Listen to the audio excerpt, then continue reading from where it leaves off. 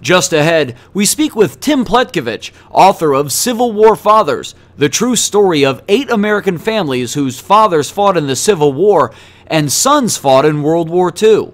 This runs about 15 minutes. Tim Pletkovich, you're the author of Civil War Fathers, Sons of the Civil War in World War II. Tell us, what is the nature of the book? Well, the premise of it, Terry, is that all of the families featured in the book, the World War II veterans, had fathers, their actual dads, not their grandfathers, who were Civil War veterans.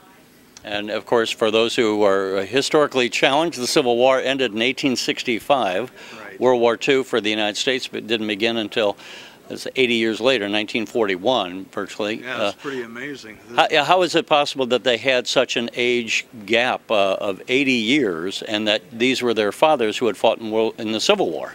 You had quite a few, Terry, people. Most of the Union veterans were pensioners. About 80% of all Union veterans from the Civil War were pensioners.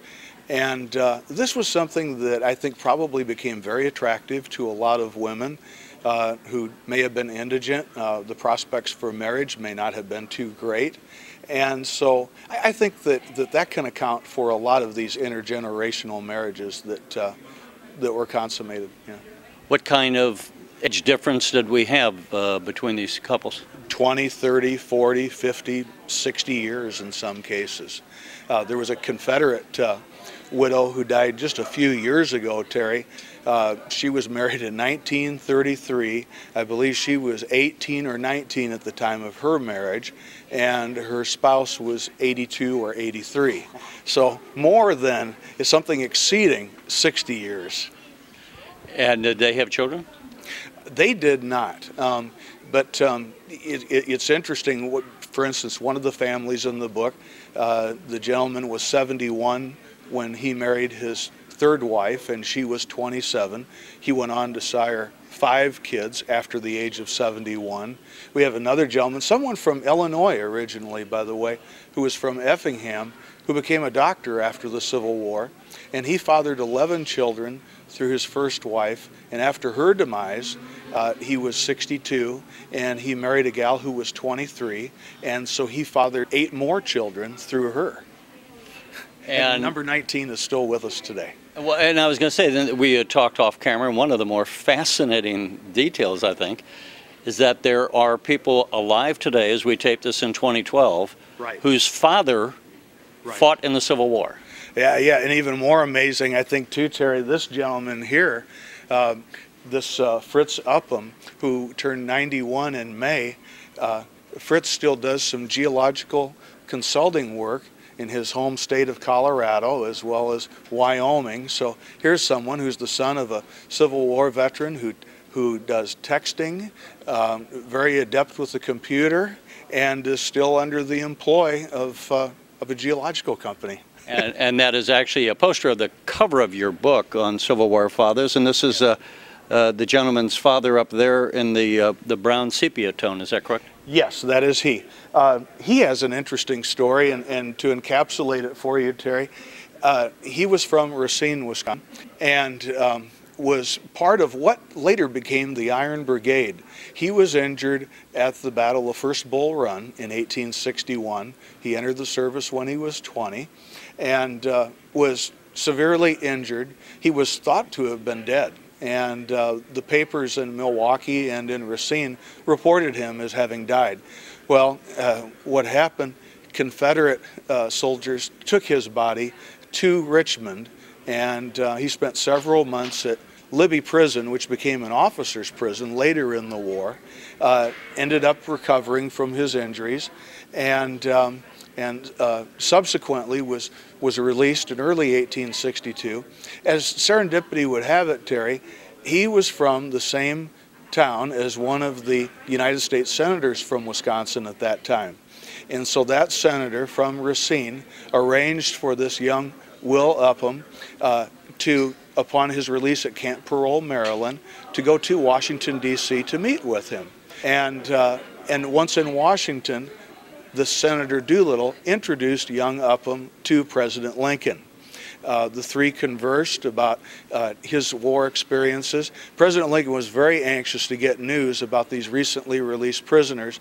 This was still in the fairly early stages of the war, and so he was interested to find out the treatment of the men. They spoke at great length, and subsequently President Lincoln and the Senator Doolittle appointed young Upham to West Point in the group of cadets for 1862. So he remained out of harm's way for the remainder of the war. Now his son, as you mentioned, who is still alive, yes, was he old enough before his father died that his father was able to tell him and talk to him about his meeting with Lincoln and all? Unfortunately, that's one of the few people in the book, Terry, who has very limited recollections of his father. He told the story about when his father died, though, that a couple of months or a few months after that, a gentleman came up and said, that gentleman over there is going to be your new father. And he said, I don't want a new father, I want my old one back.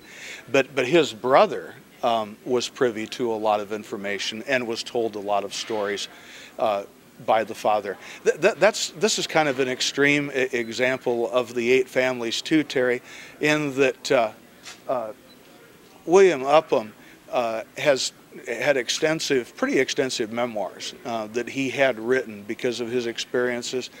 He became governor of Wisconsin after the war, so was someone of quite a bit of notoriety, and so quite a bit was written about him, and because of his strong affiliation with the Grand Army of the Republic, the organization to which so many of the Union veterans belong, that had a lot to do with his political rise. He served one term in the 1800s and the 1890s as governor of Wisconsin, became very, very disenchanted with politics, and returned to private life. You know, now, how is it that you came to write this book? And first of all, here are the stories, and what prompted you to actually write a book about it? Well, I attended a Sons of Union Veterans National Encampment in Springfield 10 years ago. And we should say Springfield, Illinois? Yes. And at this national encampment, there were a couple of what they term real sons of Union veterans who were in attendance. And this one gentleman whom I was looking at was pre-99 and very spry. And I thought, my gosh, when this boring meeting is over, I want to go meet this Mr. Blakeley. So I walked over to him and I said, Mr. Blakeley, you don't know me, but I'm a middle school teacher. I'd love to have one of my students write to you. And he flipped his cane up in the air, which had his address on the cane, and he said, there you go, kid, there's the address. I'll look forward to hearing from one of your students. Well, because of Mr. Blakeley's age, this was during the summertime, Terry, we didn't wait for the school year to commence, so as soon as I got back to Peoria, I had one of my students write to Mr. Blakeley right away. And that was wonderful because a relationship developed right there. They corresponded, probably an exchange of maybe 18 letters during that semester. There was a period, though, Terry, where we didn't hear from Mr. Blakeley up in Grand Rapids, Michigan, once we got near Christmas. And I was saying to my student, and he was pretty realistic, he said, you know, Mr. Pletkovich, we still have a lot of letters, and we were able to extrapolate a lot of information from this guy. Well, 2 days later, last day before Christmas vacation, this student comes back to me, Terry, and he's holding up a postcard, and he comes running into the building. It's already been closed. And he says, Mr. Pletkovich, I have great news. Mr. Blakeley isn't dead. And he was a snowbird, and he and his wife went down to Florida every winter. So they communicated until his demise. And then was it from that experience that you thought, how many more are there out there, and started doing the research? Well, the Sons of Union Veterans organization was able to procure a list of those known sons who were still living. And so we had a compilation of probably about 35 names and addresses, Terry. And so I thought, since this one student had enjoyed it so much in the summer, why not make it an obligatory English assignment once the school year started? So it burgeoned from there. We heard from we heard from almost every one of the veterans. Now, there were a few who were listed who were already deceased, but we heard from their family members. The interesting thing about this, Terry, at the time, and this isn't something that came into focus originally, the students and I were looking at these letters, and repeatedly, after quite a few correspondences, the Civil War children would say, "I guess as far as my father's experiences, this as much as I can tell. I guess my own war experiences will have to suffice." And all of a sudden it hit us that most of these folks, and some of the women, were mostly born within a 5-year period of 1920. And so as a result, most of these folks had served in World War II. And so that's when the wheels really started to spin. And we thought, my gosh, this is pretty unique. You know, thinking about these two generations, 80 with wars 80 years apart. And so we have something pretty novel. Well, the Chicago Trib picked up on it. Mike Conklin, longtime columnist, did a piece on this for us. And the wire services picked it up. The Washington Times ran a story. The Wall Street Journal did a couple of pieces with us.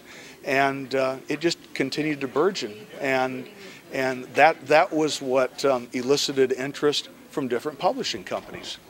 At this point, as we tape this in November of 2012, how many people are still alive whose fathers had fought in the Civil War? I can't give you a definitive answer, Terry.